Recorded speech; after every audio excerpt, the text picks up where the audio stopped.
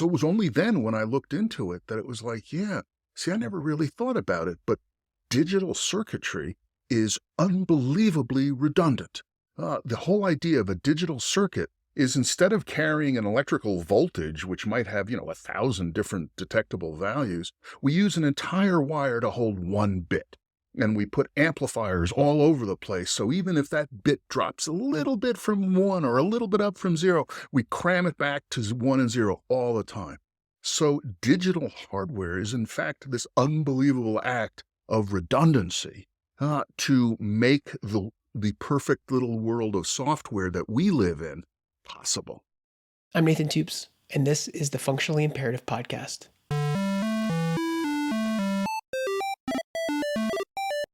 Today's guest is Dave Ackley. He's the creator of the T2 Tile project and an advocate for robust first and best effort computing. He's a retired college professor from the University of New Mexico, and I've been a big fan of his for a long time. We had a great conversation today, and I hope you enjoy it. Cool. Well, Dave, it's a delight to have you on. You're the first guest on this podcast. This is going to be fun. I think we'll have some good questions, but I hope to just take the conversation where it takes us. Well, that's great. I haven't been on that many podcasts. I've been on a couple, but it's been a while. So thank you for the invitation. Absolutely. So, I guess to start, I've been following mostly the T2 Tile project for the last few years, which kind of brought me down a rabbit hole of robust first and best effort computing. And it's been, the more I've been doing research for this podcast, it's just been fascinating to see how this has evolved over the years. And I was just really curious for the uninitiated. Could you tell us a little bit about the T2 Tile project? Sure. It's always a question of how long an answer do we want, since my answers always have to begin with, in the beginning, the universe was created, and then go from there. So, in this particular case, I'm a computer scientist. I discovered computers in high school. I loved them. They were so much fun. You could make them do things on their own. And I went to undergrad and grad school for computers. I became a computer professor, computer science professor. And all the time, I was always trying to make computers do something by themselves, do something new by themselves, because that was cool. And it always had to be something new, which gets harder and harder the more times you spent making these things. And you start seeing the limitations of the tool. And one of the limitations that eventually became overwhelmingly in my mind was the fact that computers are so rigid. This exact step-by-step, do everything perfectly, no matter what, is the absolute essence of digital computing. And I was really getting tired of it, especially because I had spent about a decade in the late 90s and early O's working in computer security. And computer security is such an unbelievable disaster. And it still is today. It's just getting worse. And when I was always trying to write academic papers, explaining new defense techniques and various ideas, how we could make it better, but it felt like pissing in the wind. It felt so hopeless. And I tried to understand what is the real problem? What is the essential problem with computer security? And where I came down on, the essential problem was this whole idea of being completely rigid and doing every single step in order absolutely perfectly. Now, why is that such a problem? It's a very natural idea. We think about doing step by step in our heads. The reason it's so terrible is because if you have a guarantee, if hardware gives you a guarantee that everything is going to unfold exactly like you say, then you never have to worry about errors. You never have to stop and think, what happens if the if statement says I should do the then and I do the else by mistake? Like that. And as a result, we make software, computer software, that's incredibly fragile. It's completely unready to handle any unexpected situation, whether that's, a cosmic ray flipping a bit in RAM or a slightly outdated library that happened to get dynamically loaded. You name it, whatever it is. So that's what drove me towards this idea of maybe we should swallow the bitter pill. Maybe, we started with hardware being deterministic, absolutely guaranteed step by step. Maybe we have to give up on that. And if we do give up on that, what does that mean? And, when we're growing up in deterministic execution, when we're growing up in traditional computation, And we think about, but what if the step goes wrong? What if the next step is not what we expect? It's like give up. It's like shoot yourself. How could you possibly compute anything if you don't have that? So that's what led me to start studying robust first, where you say, suppose we had a computational model where it's more important to stay on your feet and do something vaguely sensible than it is to be exactly correct. You try to sort the numbers, and if they're not quite right, well, they're close. And what if you tried to build a whole computational model around suppose you were robust first, no matter what, and then as correct as possible? It's not like you want to be sloppy. It's just that being correct is not the most important thing. Being robust, being able to do something sensible, being able to stay in the area, that's what's most important. And then finally, as efficient as necessary. That efficiency is the evil in my story because efficiency always means taking out redundancy, taking out checks, taking out extra checks. And in our society, at least in Western society, we typically end up talking about efficiency as if it's a good, always good. More efficiency is always better. And that's never actually true. More efficiency always has a cost. Now, sometimes it's a good trade-off, sometimes it's not, but it has to be evaluated in each particular decision. And so, uh, um, the T2 tile project itself is an idea that, if we're giving up on deterministic execution, what do we get in exchange? C- c- hardware determinism, CPU and RAM, step by step. It's done very well for us. We've had 70 years of computer revolution. Uh, Um, and my claim is that what we get is instead a computer that we can grow indefinitely. We can Right. make the computer bigger and bigger and bigger. We can add more stuff to it while it's going. Stuff might not be working perfectly, but that's okay because we made our system robust first. So it can handle little bits of failing hardware. It can handle stuff coming and going. So the idea is if we give up on hardware determinism, which is a big ask, and that's why so far very few people except the young and the crazy that are willing to embrace these completely wild ideas are really can really get their brains around it because giving up on hardware determinism is just too hard for most computer people. But in exchange, we get this idea of indefinite scalability, a computer that we can make bigger and bigger and bigger. How do we do that? We do it by building a tile, something that you can plug together with more and more copies of itself until the cows come home, until you run out of real estate, power, cooling, or money. You can make the machine bigger. And, I imagine in the science fiction future, there will be, little grains of sand, little tiny things that you just pack them together, and there are all these tiny little tiles of computing that get along with each other and figure out how to make a bigger machine. But I said, hey, in the meantime, let's just build it. Let's just go ahead and figure out a way to demonstrate this idea of indefinite scalability. And that's what the T2 tile project is trying to do. That's so cool.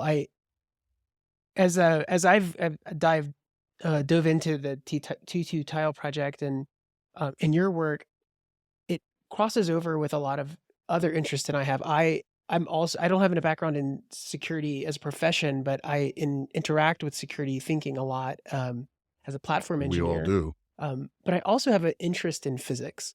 It's just like a personal, lifelong interest I've had, and it seems that a lot of the ideas in the robustness first approach and sort of the T2 tile project is plays with these ideas of like locality, right? This idea that there's this locally consistent functionality and that the universe doesn't have to coordinate its universeness, right? That some local part of the system functions, and I think there's a beauty to that that seems to cross over with what you're doing with T2 tile. And I would, if that's an inspiration, or if you go into that area of study, I'd love to hear more about your thinking. So hang on. So you're saying you're like a platform engineer, in our traditional information Yeah. technology society, from my Yep. point of view, Yep. in our Sure. traditional society. Uh, um, and you're saying that in there you see the importance of locality, Ah. So, and is that what you were no, saying, no, you're right. no? That was over in No, I physics. meant in physics. I guess what I see is to tie those two things together, I guess, is I run up against the efficiency first folks a lot. Right? Sure. I'm deploying code that runs in these data centers, or in my case, it's cloud computing.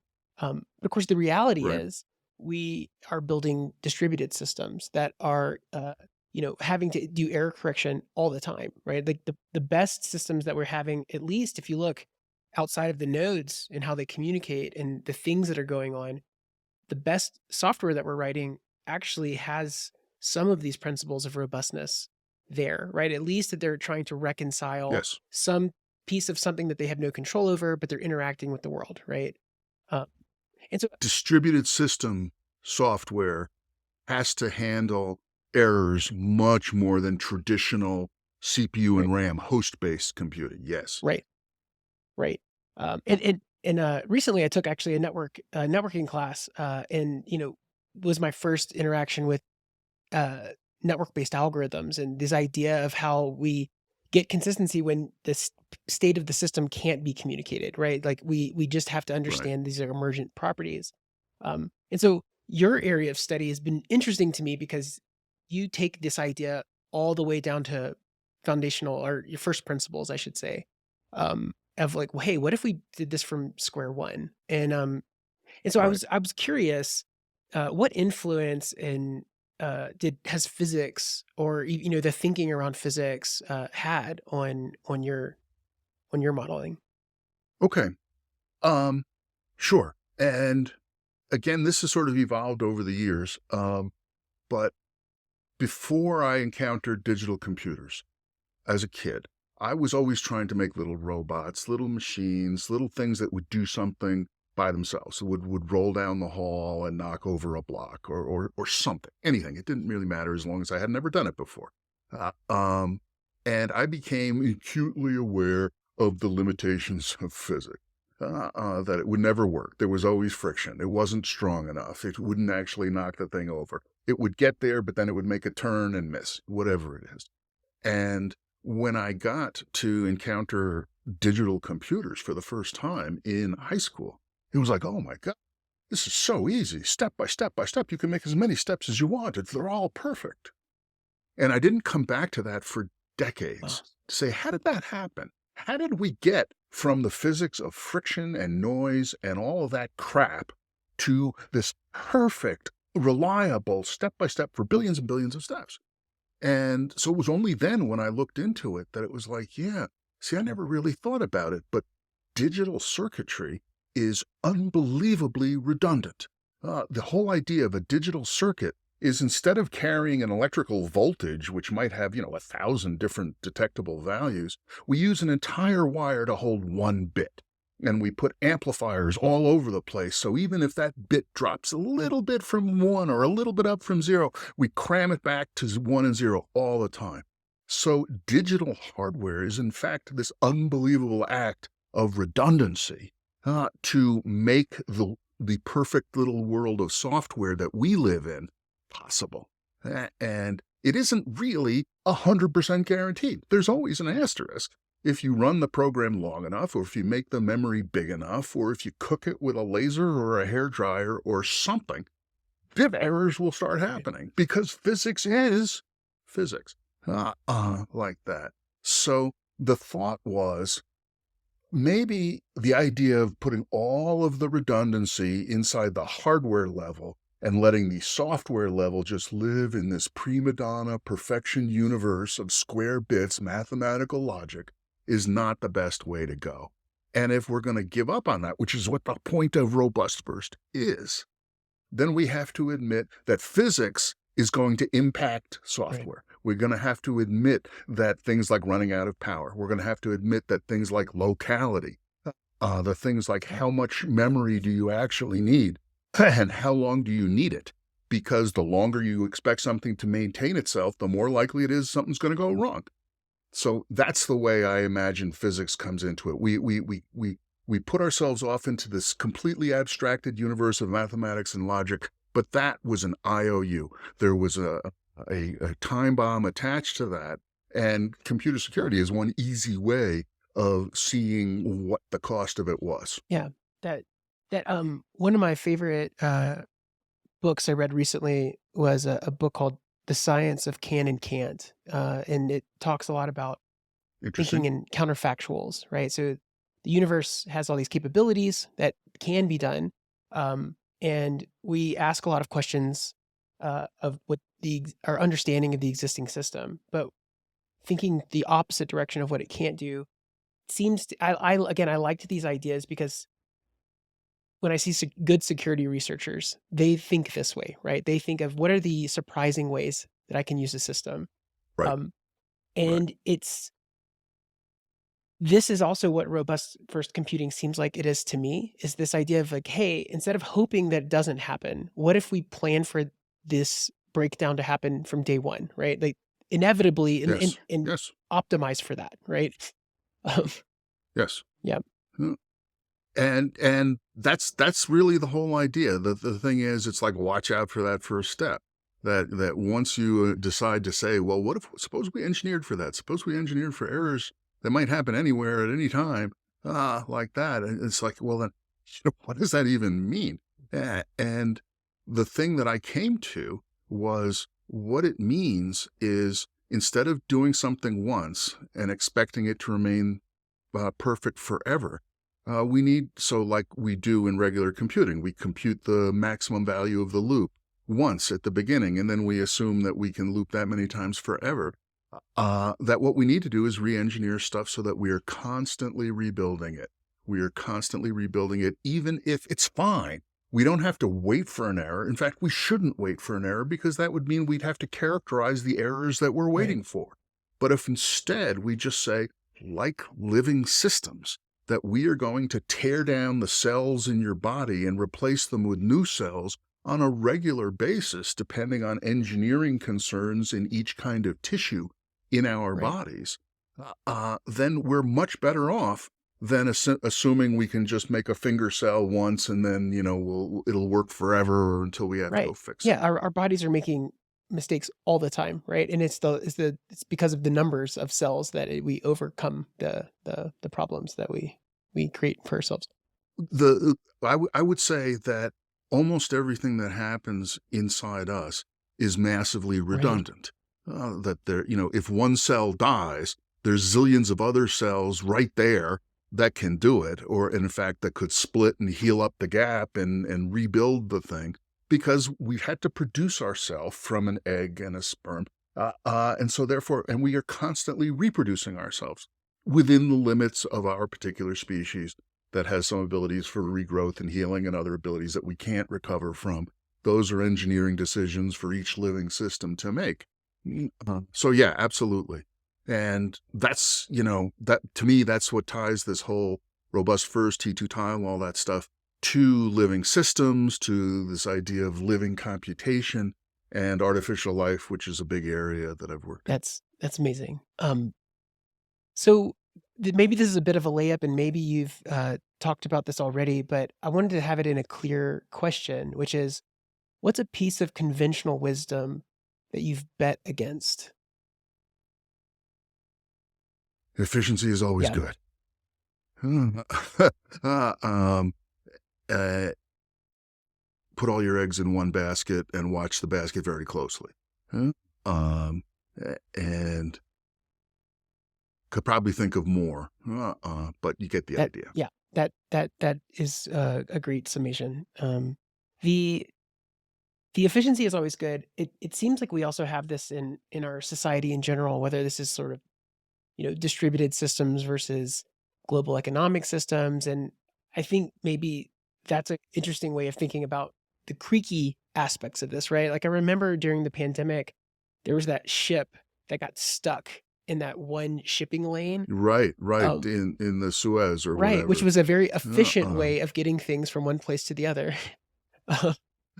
Also a very efficient way to stop things from getting from one place to another. Exactly. Uh, uh, yeah, absolutely. That's a great example that a canal between two gigantic oceans is a point of extreme leverage, where a tiny thing there, like a small amount of water, can move a zillion-ton tanker from one ocean to another. Or on the other side, a single tanker can block the movement of all tankers from one side to the other for days and days and days like that. And, my idea is that, it's really important to think about where are the high leverage spots of a system. And, one example of that is people talking about single points of failure.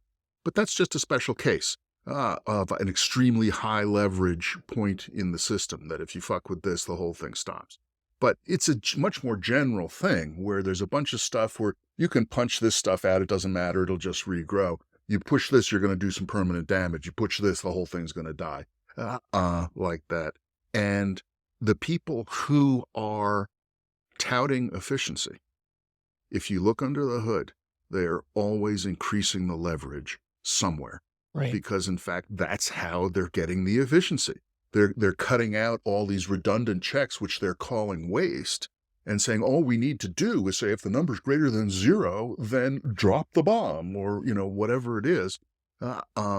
And somehow it's up to the actual grown-ups in the room to say, well, no, you can't do that, because what you're going to put downstream of this decision is too consequential to just assume that this, the more is at risk as a result of the decision, the more that decision has got to be robust. Right. Yeah, that's an interesting idea too, because it also puts there's a lot of limitations unintentionally from the decision maker, right? The decision maker is actually saying all of these other redundant pieces of the system are not needed. And there's no possible way of It's understanding. not needed for their purpose. Right. Yeah. And Yeah, absolutely. And, and a typical example of that is social media, like Facebook, that sort of thing. Facebook doesn't want anybody in between the Facebook user and the Facebook servers. They don't want, your local church. I mean, yeah, they'll allow your church to have a group inside Facebook, but the group only exists by Facebook's, largesse, that kind of thing. So that's an Interesting. example where Facebook wants to leverage the individual users to have complete control over their attention, because having the attention of 1 billion eyeballs is worth a lot of money. Yeah. Unfortunately, it's usually worth a lot of money to people that couldn't get those eyeballs without money. So the fact that we're constantly seeing all these social networks taking money to do bad things is no frickin' surprise. Yeah. But that's an example of it. That they're saying, oh, it's just efficient to have everybody talk to Facebook servers. That way, you can talk to anybody you want. And there's a zillion ways to make feature checklists out of that. But the dark underside of it is that the whole thing now lives or dies on Facebook, and the whole thing now lives or dies on Mark Zuckerberg's and all the other people in charge, their whims for how the algorithm should selectively decide what to amplify. Yeah, that's interesting. I hadn't thought of it that way because again, we look at the internet, which is on one level a beautiful way for Yep. lots of folks to participate in an equal way. But if you look at modern, even internet infrastructure, what the top 5 most popular websites are most of the DNS requests that are happening on the internet. But DNS is this beautiful distributed database that doesn't need centralization or these other things. And we've built these, Well, it is centralized, Yes. but it's central is the center is right. redundant. Well, you're federated, I should Like say, that. federated system. Yeah. It is centralized. What's interesting too, though, is that to be able to serve, YouTube.com or Facebook.com is an amazing engineering feat to get, the whole internet to be able to funnel in to a very small subset of the internet. So that's, Sure, right. Although, at one level, that amazing engineering task was performed by IP, the internet Right. protocol, like that. That's what made all-to-all, in principle, possible. And then DNS is a refinement on that. And then certainly, as you're talking about, yeah, just saying all-to-all doesn't really reflect the reality of 1 billion to 1. Right. Right. Oh, your Facebook servers take, the entire Niagara Falls worth of water to cool them off in order to handle 1 billion people coming in at once. But they do it. And that is an amazing engineering feat. But the morality of it might be some question. Right. Right. Oh yeah, that's so fascinating. It's interesting how these patterns emerge, I guess almost in any complex system, right? That there's anything that has some sort of component, uh, like atomic component and how we're thinking about it. It seems like we're always playing with this relationship between robustness and efficiency, when we start designing Sure. systems. Yeah. And I just want to make room for robustness at the table instead of it just being a bullshit feature checklist Interesting. that gets added on at the end. Like that, because people talk about efficiency all day long and they don't want to admit the cost of that discussion. They don't want to admit the cost of what Yeah, they're doing. that's really fascinating. Seeing it framed that way is really helpful. Um, okay, so there's a lot of this great thought that you've had, but you're an individual contributor and you've been working on the hardware and the software stack for this project. Um, and it's been a Herculean effort, just like watching you evolve these ideas over the years. I'm very curious as somebody who has side projects and does these other things and um what's a perfect day for you? Like if you woke up one morning and then you finished the end of the day and you were like, this is how I wish I functioned every day. What's a day like that working on Uh-huh. T2 like? I have to push back on the question a Okay. little bit and say that my only real answer is if at the end of the day I'm still alive, it's a perfect day. Like that. And, everything else is a matter of degree. Um, the T2 Tile project, because it has had so many different aspects from hardware to software to architectural design to kernel design and kernel modules, everything it feels a lot different. So, a good day is a good day as far as just the project is concerned is when I feel like I made some progress. Because a lot of days I don't feel like I made that much progress. And I was just wasting time on social media or, doom scrolling something or whatever it is, or playing solitaire. And it's usually the case that there was some design decision in what I was officially supposed to do that I didn't like. And I didn't want to do it, but I was just being a child about it instead of just directly admitting that I don't like this idea and trying to come up with some other things. I was just playing solitaire for an hour or whatever it is. And then, well, it's still there, all right, maybe I'll think about it this time. And so a good day is when a design decision works out, when something works out, or when a surprising bug is found, there's any normal good thing is all there is.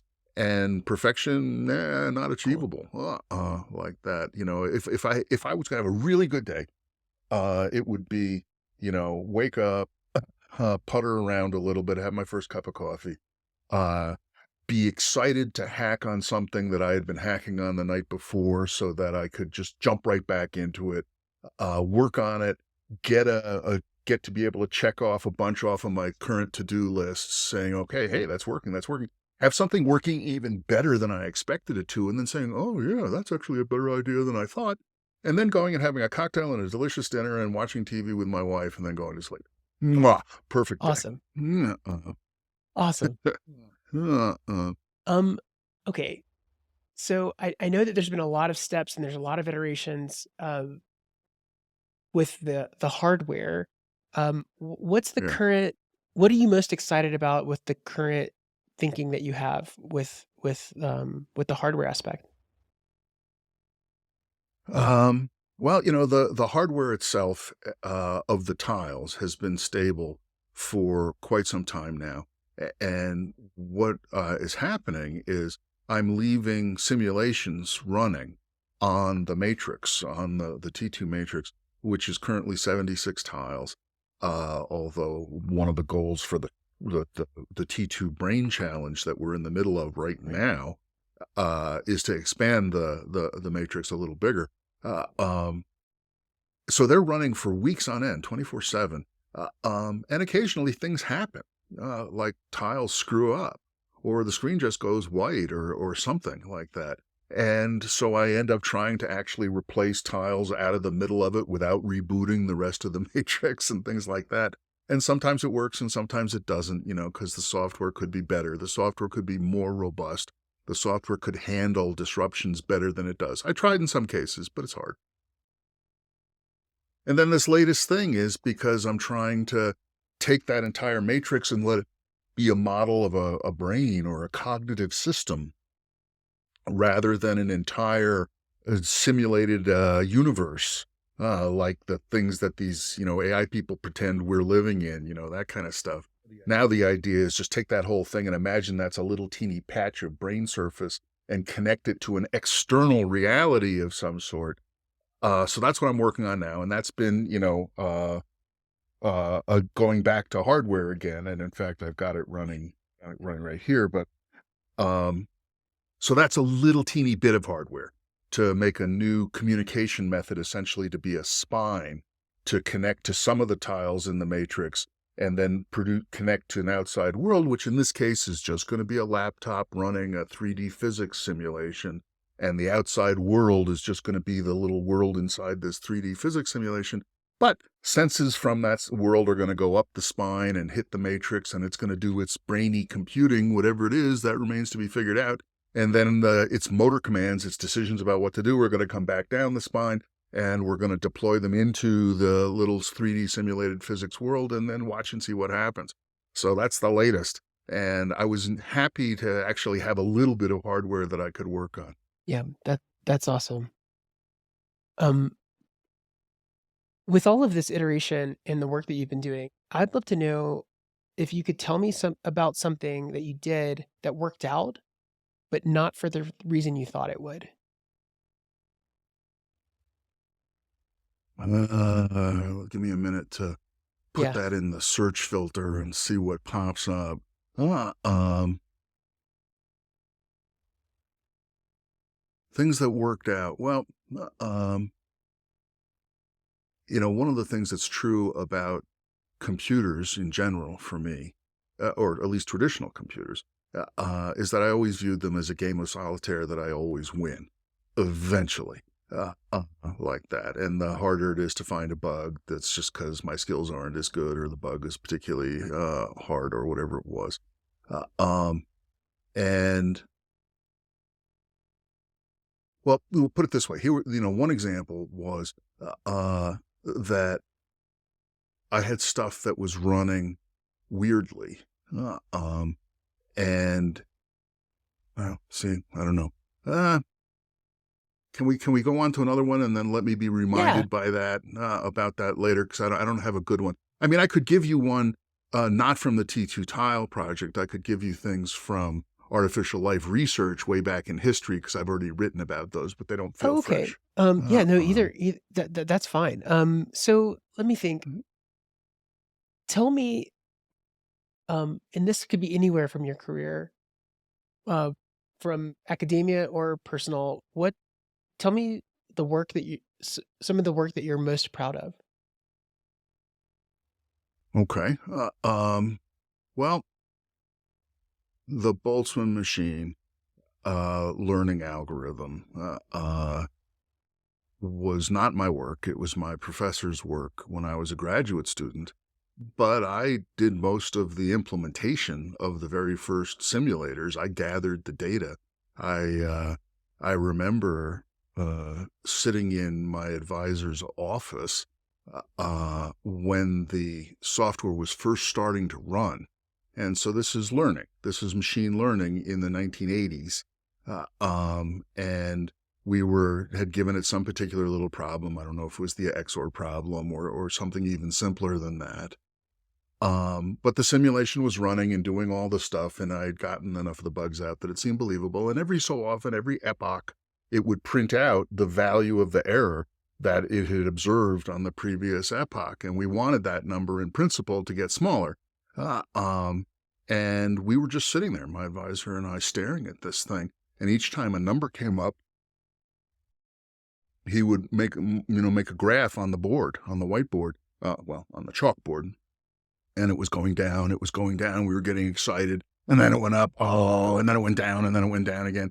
like that. And that was super exciting. I mean, that was the earliest stuff of getting this particular kind of machine learning. There had been plenty of machine learning-y stuff that was done before this, but this particular thing with this particular approach, and then watching that start to work, was pretty super great. And it's been a little bit of a disadvantage. It's like being a child star in the sense that the Boltzmann machine paper is the paper of my entire career that has the most citations. And so it's kind of a drag to, you sort of peaked in high school, one of those things. I peaked in Little League and it's been downhill ever since. But I still feel completely happy about that. I feel like it was a good, solid piece of work and that was great and so forth. So that's one. That's cool. And for the audience who may not know what a Boltzmann machine is, what's a basic understanding that folks might want to have? Sure. So this is neural networks. I mean, this is the stuff that everybody is blah, blah, blah. ChatGPT is the great, great, great, great, great grandson of this area of research, not of this specific algorithm. So the big question, one of the big questions in the 80s, for those few people who were still doing learning at the time, was, if the problems that you're working on are super simple, like every input either contributes to a yes or a no, then any simple algorithm could do it. That was long understood. But if you had a case where the particular inputs, maybe they were contributing to a yes answer if they were in this combination, but if they were in this other combination, they were contributing to a no answer, nobody had been able to figure out a systematic way to learn that. And that had put the freeze on the field for like 20 years, from the late 50s until the 70s and 80s. And the Boltzmann machine was a particular idea about how to get around that problem, to actually be able to learn concepts that weren't so direct, that it was from the input directly supports an output. And the way to do that was to create what we called hidden units, which is now a completely standard term.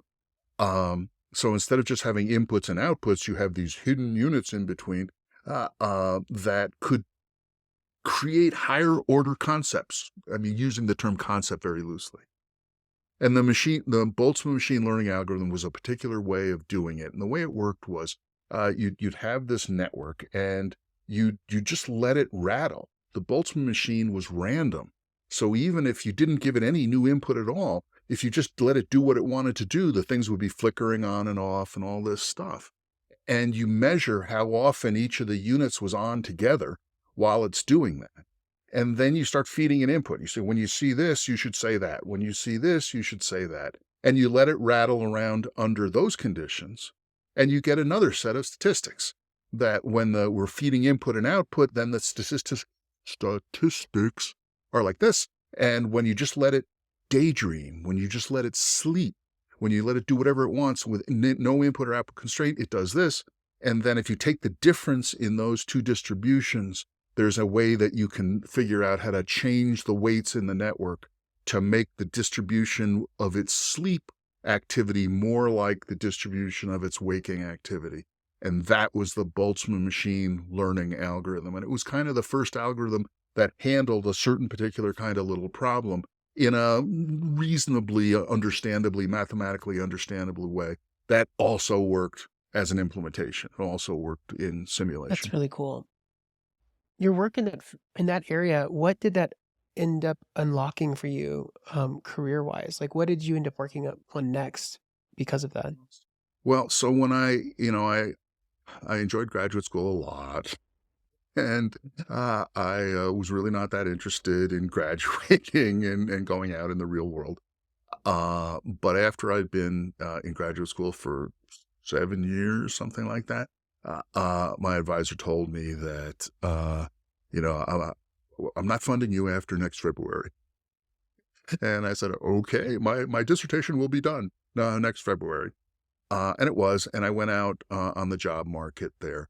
And I got a job offer from Bell Core, this, research lab that was part of the old Bell Labs, that when AT&T, which used to be a monopoly on telephones, when it got split up, Bell Labs was its laboratories. The Bell Labs got split up too, And the part that went with the local phone companies was called Belcore, and the part that stayed with AT&T, the long distance company, was called Bell Labs.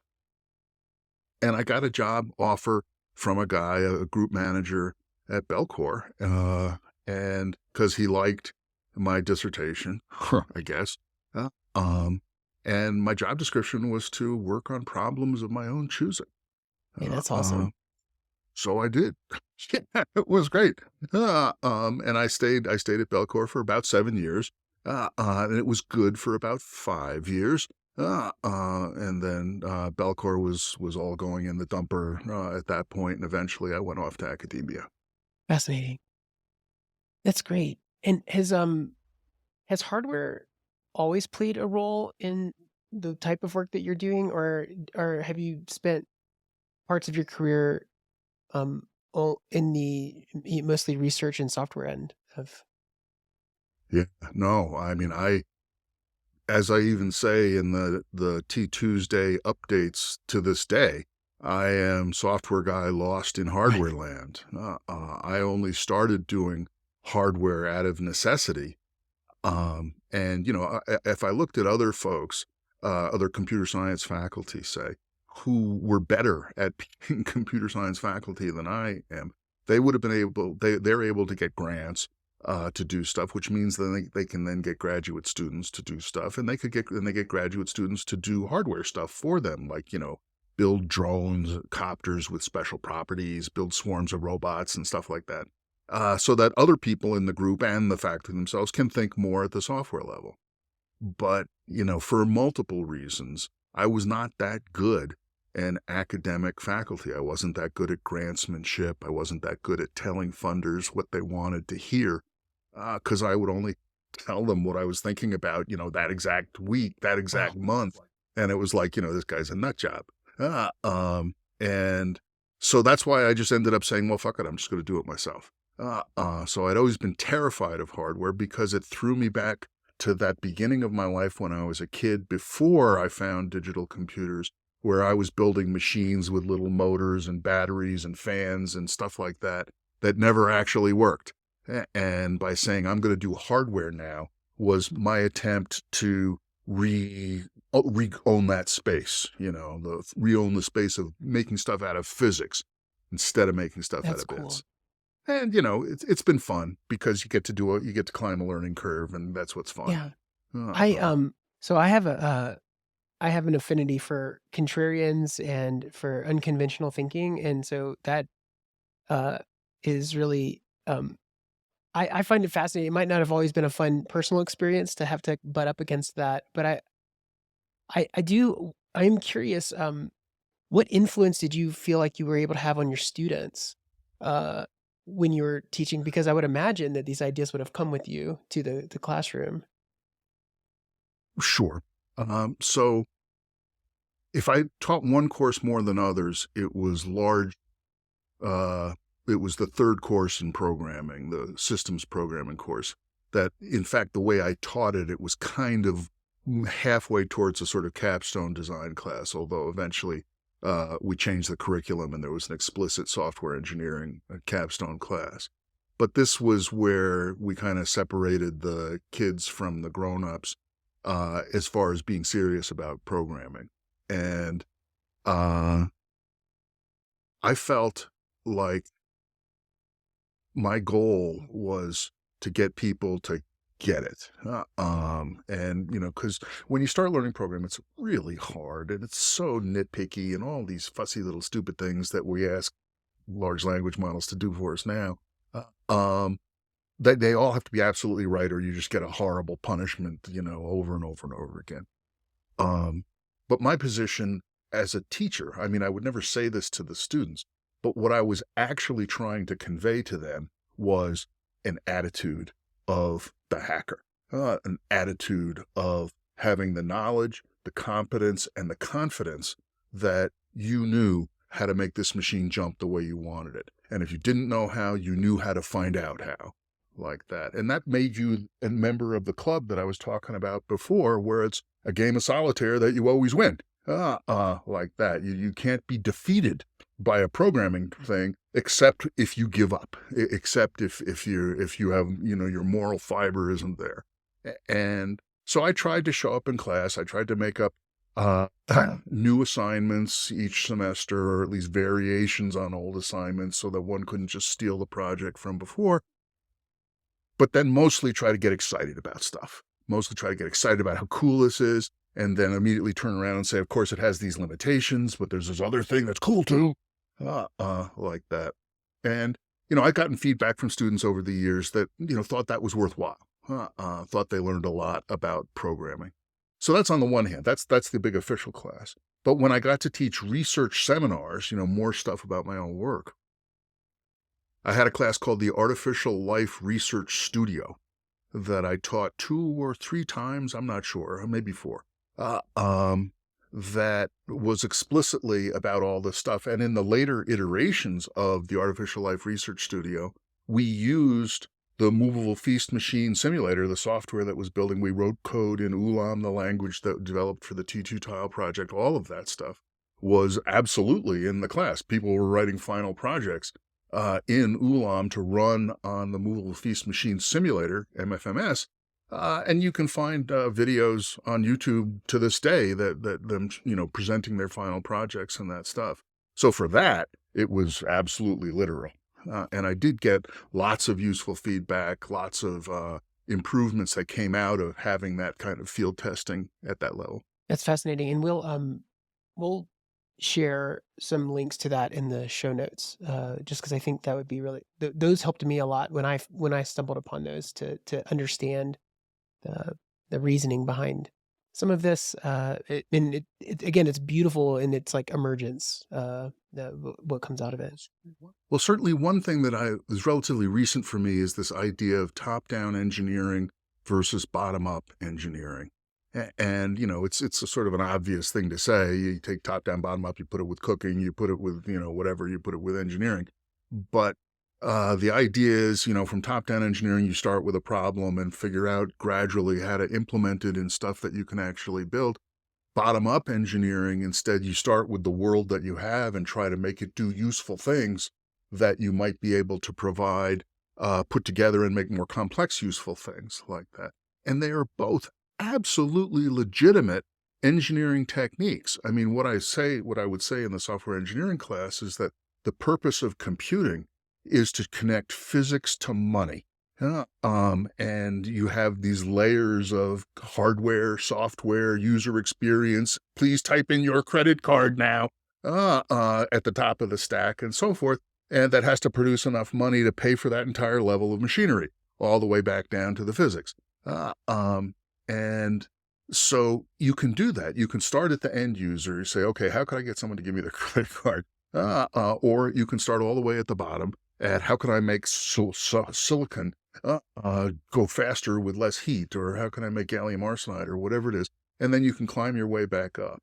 So everything that we're doing in the T2 tile project, the robust first, the indefinite scalability, that is bottom-up engineering. We're trying to say, how can you start with physics, which has a number of restrictions, like the speed of light.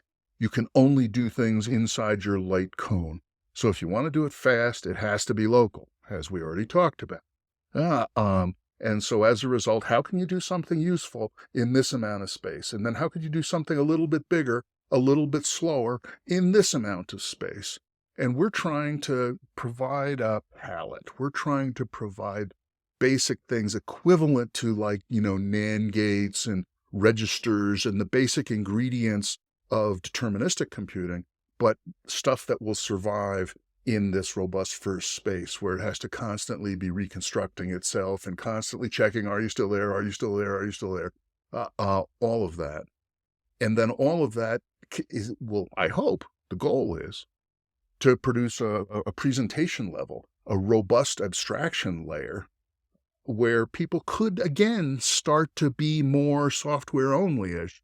But now they would be writing in terms of these teams of collaborative stuff, these teams of what I would call living, self-regulating, self-healing systems that we, just put a little sprinkling on top to say, and perhaps your credit card number could go here. like that, whatever it That's is. really cool. Um, Earlier you mentioned sort of your ideas and how maybe it was hard to get research dollars. I'm curious about when you would introduce these ideas to other faculty members or other peers in your field, what pushback have you gotten as far as your focus on robust first? Like what are their counter arguments? Usually it's deafening silence. That uh, sometimes, depending, so all the way back in 2013, so over a decade ago, uh, um, I spent a year traveling around the country giving talks, trying this material out and so forth, and trying to improve it and so forth. And I went to Washington and tried to talk to funding agencies about it and so forth. And the problem was is I didn't really understand how the world worked at that point. I should have done a couple of years and then gone to Washington to talk to the funding people because I would be able to have made a much better case. But I didn't. I just, damn the torpedoes. You're supposed to be able. I'm just going to go tell them this is the greatest thing since whatever, and they're going to go very nice next. Like that. Uh, um, and, usually I would give these talks. I would get invited to a university because there was somebody on the faculty there who was sympathetic, who I knew or whatever. And so they would get me to come give a talk, and I would give it. And they would usually go okay, but they would struggle to come up with relevant comments, like because I was changing everything. And so at best they could say, how come this isn't just the internet? When I would talk about robustness in distributed systems and so on. And I would have to say, well, in some ways it is, but in other ways it's very much not, and so on. So I think traditional computer science mostly has trouble even knowing where to begin with Interesting. this. Um, I did have a traditional computer science, mathematician, theorist type, wrote a review in Computing Reviews of one of my papers from the A-Life thing, one of the papers about Ulam. And he really hated it. And talked about how it was so, just a hacky mishmash of incoherent stuff, as opposed to the hyper alpha lambda, some particular thing, his thing, the thing that he thought was great, which was a mathematical abstract thing like that. Interesting. And that's what should be called Ulam, and that's what, Oh like wow. that, and so on. And, my feelings were hurt a little bit. Because I thought it was unfair. I mean, I thought the attack was unfair. But now I have to say that one of the good things about having, been doing the T2 Tile project for 5 years on YouTube, is, every so often I get reply guys and they're saying snarky things and so forth. And so I had to decide how to react to them, whether to react to them at all, and so on and so forth. And I've learned a lot better. And because I have found people who get it to some degree and like it and support it, I have a little more confidence like that. So, in particular, I don't have to fight back, or at least typically I don't have to fight back when somebody expresses their derision that this is so silly or this was all done before. And I'm completely ignorant for not knowing about Smith and Jones 1992 or whatever it happens to be. Um, so that's good. I'm not sure if that's answering the No, question. I feel like this I've is wandered. this is phenomenal because this is really helpful on my side. I always find it fascinating when people who disagree feel like they have to go in and be nasty. Like I don't understand that one. Like you can also just disagree. Well, yeah. Um, when people are being Right. partisans, they view their job as to eradicate the other party, the partisans that they are opposed to. That's not the only way to be. You don't have to be a partisan. You can rise up above it and say, well, but then you have the risk that both sides of the partisans say, oh, you're just saying there's very good people on each side. like that. And that doesn't seem very satisfying either. So you have to actually struggle to figure out how to frame whatever the partisans are fighting over in a way that perhaps there could be a way forward. And, if somebody says something mean to me and I feel hurt, and my first reaction is to snap back with, so's your mother or whatever it is, then they're trying to trap me into being a partisan for Right. myself. And if I fight back, then they're ready to fight. They've got, all kinds of Right. experience with it.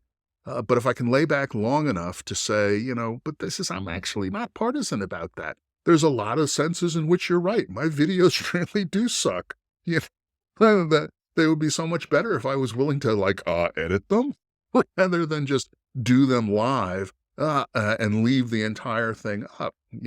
And so then I've long since discovered that as long as I can find that middle ground and approach it with good spirit, it tends to disarm most of the critics, the reply guys, the people that come in as partisans like that. And I think that's the best I can Yeah, do. that's really interesting. So this leads me to another question, especially with your YouTube channel.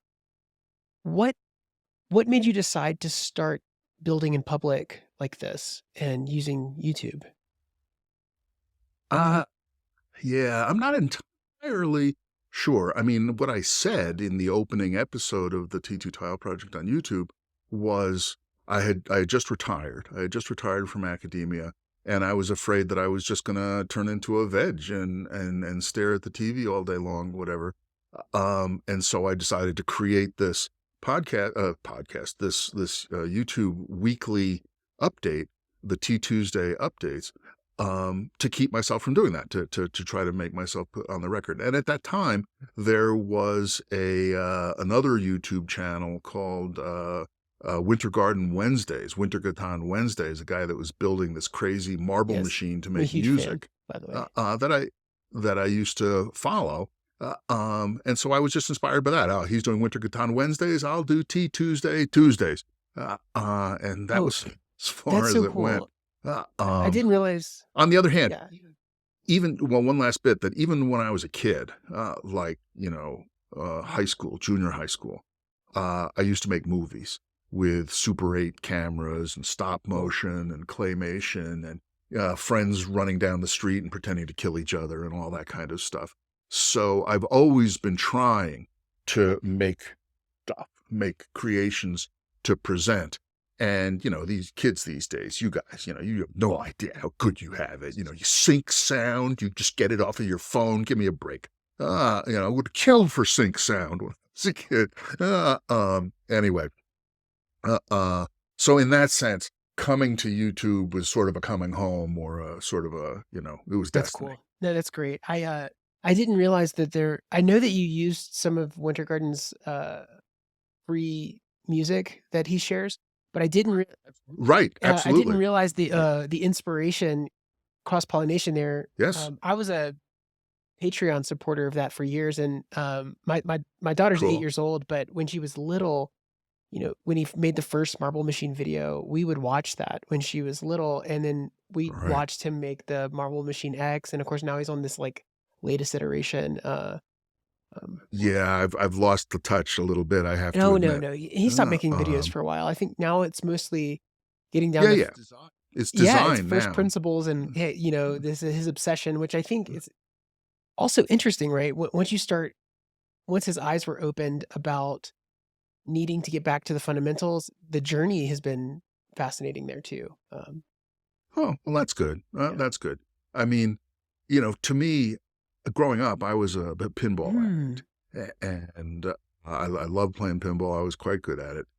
And looking at his machines, looking at his marble machines, to me, they look like he needs pinball technology. And they actually solved all of his Right. problems long Right. ago. Like that, if he was willing to figure them out. Like that. But it was more fun for him to just follow his nose and try it and see what goes wrong. And I can't criticize him for that because I'm doing the Right. same thing. Now, I don't know that there's equivalent to an industry out there doing robust first, and I just don't get it yet. I mean, people, reply guys on YouTube like to tell me that, oh, you're just doing cybernetics, oh, you're just doing systems theory, oh, you're just doing general systems engineering, whatever it is. And if I haven't already looked into it, I then have to look into it and see, yeah, these guys definitely had a good piece of the Right. spirit, but they didn't really do much with it. They didn't actually build anything. Right. So what's the But next step?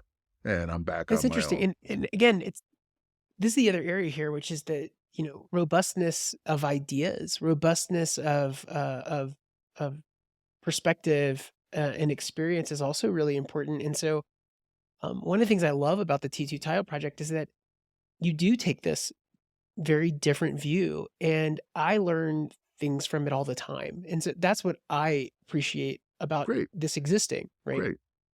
Um, so I mean, I criticize myself a lot for not making it more introductory, for not making it easier to understand.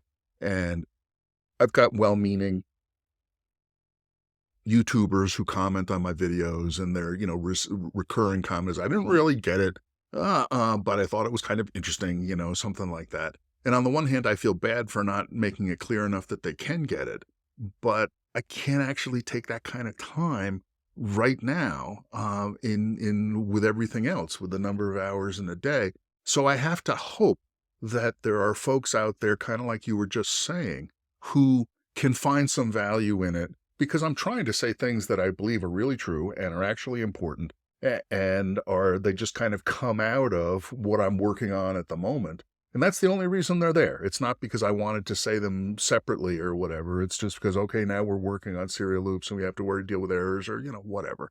Uh, um, so I'm glad to hear you say yeah, that. Thank you. absolutely. So this gets us, as we're sort of rounding the final turn on this interview.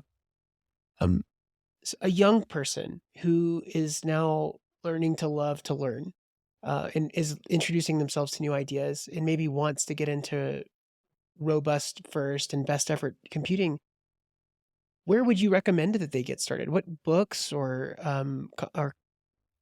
Well, mostly I'm going to recommend doing things, cool? not reading things. That you read things in service of doing things. You don't read things just for reading things.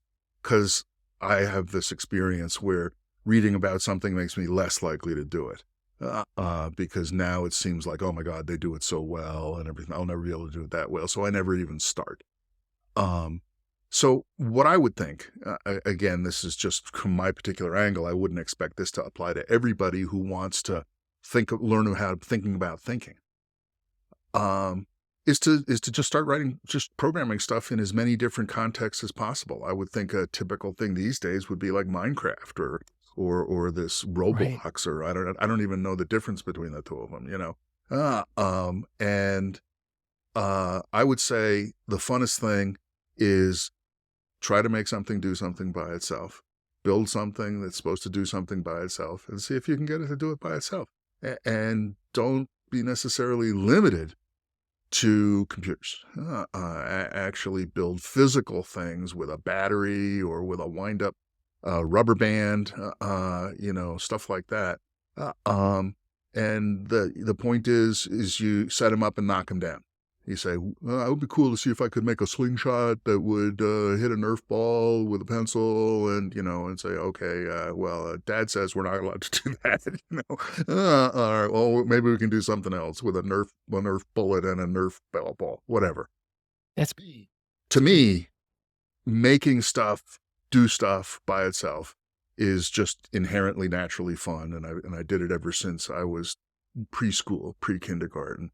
And it's I think it's held me in good stead. I think it's an aspect of the fundamental drive of being a living creature. That's beautiful. That's a beautiful idea. Okay. We will absolutely share links in the show notes to your YouTube channel and anything else that you feel would be valuable to the audience. Are there the last little question here is: are there uh, any books that you do recommend someone read, just whether it's on the topic of this or not? Is there any inspiring works that you? I do have one book that pops to mind first. It's not really a kid book, but it's kind of an everybody book. And it's called Finite and Infinite Games by a guy named James P. Carse, Carse. And it is about the book that I am the most jealous of having not written of all the books I've ever Wow, seen. cool. Yeah, it's this tiny little book, and it begins with the text. There are at least two kinds of games. One could be called finite, and the other could be called infinite. The purpose of a finite game is to win. The purpose of an infinite game is to continue the play. And it just goes from Oh, there. And to me, it's a backbone of my life and philosophy and everything. that's cool. Everybody should go get a Awesome. copy. Well, on that note, Dave Ackley, this has been amazing. I really appreciate your time. Um, Sure, Nathan, thanks so much for asking. thanks.